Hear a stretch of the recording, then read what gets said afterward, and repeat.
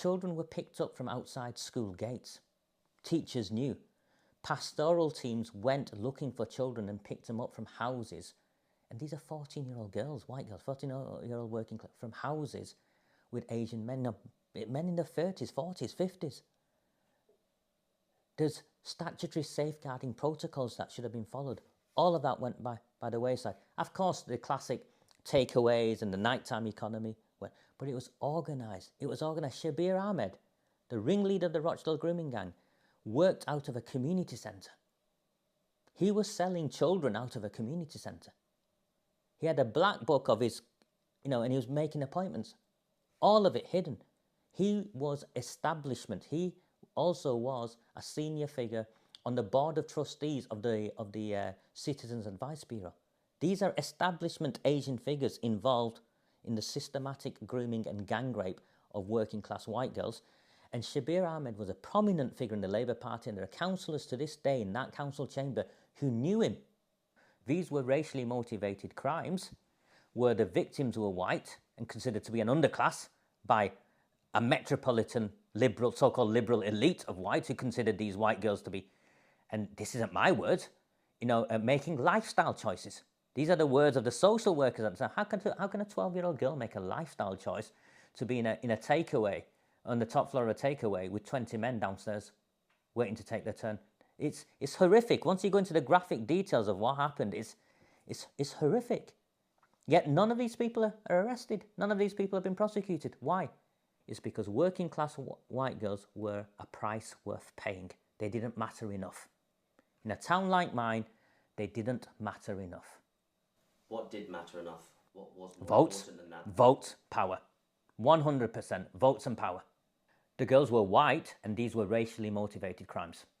No doubt whatsoever. You take the definition of racism in any other context, apply it in here, and every marker will be ticked. These were racially motivated crimes against white working class girls.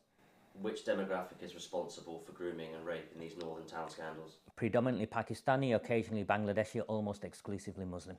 And I have been arrested for saying that, and I'll keep saying that. This town is run by gangsters.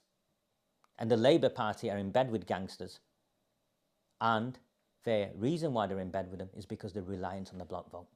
And I'm not on about wider gangsters, very specific. Pakistani gangsters, Bangladeshi gangsters, the Islamists from the mosques. The Labour Party have made partnerships with the most despicable of groups, and they are reliant on these people to provide them with a block vote to stay in power. They've sold our children and they look the other way. These people peddle drugs. And if you go to every one of these towns, what you will find, and this is the bit I find really troubling, liberal white women. So I'm talking about, and I'm saying the word women on purpose. I'm like, part of me thinks these are girls who have been gang raped. Surely there's some sort of empathy with women, yeah? And these are liberal white women who are quite happy to forget all of that because it comes back to politics. All of this comes back to politics and the protection of the Labour Party and the dependency the Labour Party has on these block votes. My name is Raja Miah. I suppose I'm a whistleblower in the scheme of things. I'm a former, I advised government for a long time. I worked in central government. I worked under the Labour Party. I ran the last big project I had contracts with the Office for Security and Counter-Terrorism. I'm very well regarded in the profession I come from. Oldham is my hometown. The politicians in Oldham, Labour Party run, have covered up the grooming and gang rape of children, and the police have been involved, and they've been trying to silence myself and a growing number of campaigners in this town. And despite the best efforts, we have taken down 3 successive council leaders. And what are we campaigning for? A public inquiry into the cover-up of gang rape of children. It's not, how contentious is that? We want to safeguard our children. We want those who failed them to be held responsible. And most of all, we want those who raped our children to be arrested and prosecuted. The way we take these people out, and this is why they're scared of what I've done, essentially, is I spent time with the Labour Party. I spent time at the height of the Labour Party. I've seen how to campaign in communities, and I've seen what they've done, and I've just used everything I've learnt and brought it back into a town I understand very well. The Labour Party is dependent on a block vote. It's a block Muslim vote, and for that block vote to be effective, the white working class have got to be disempowered and feel that there's no point in voting. I got called a racist by saying I got the white vote angry. And I'm thinking, hold on, I got people angry. I got people angry that their children were being dragged off the street and raped. And I ran a campaign to say, these are the politicians who are covering it up. They won't support a public inquiry, vote them out. We get people angry for a reason that they care about. And people care about their children. What we also did, and this is really, really interesting, was we got people to tactically vote. This is a white, working class white, very strong Labour. Yeah, you know the cliches. You know, put a red rose out on a donkey or worse. Yeah, this is that sort of place. We've got people to vote Conservative. We've got lifetime Labour supporters to vote Conservative to remove Labour Party politicians in Labour Party strongholds. And the reason we managed to do that is go and speak to people. It's as simple as that. You've got to go and speak to people. You've got to knock on doors. You guys came up today. I was out campaigning. You've seen, you know, I was sat in a coffee shop. An old woman was saying hello to me. You've got to go out.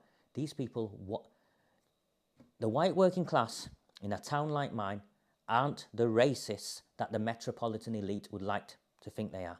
They are decent, hard-working, the conservative, you know, some small c conservative, you know, family values, all of that, and they'll do the right thing. And I believe my people will do the right thing.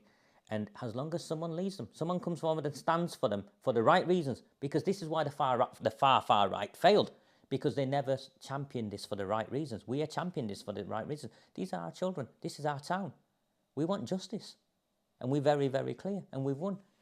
And what we've managed to do also, and they failed in this, which is why they make reference to me as a gay Christian convert.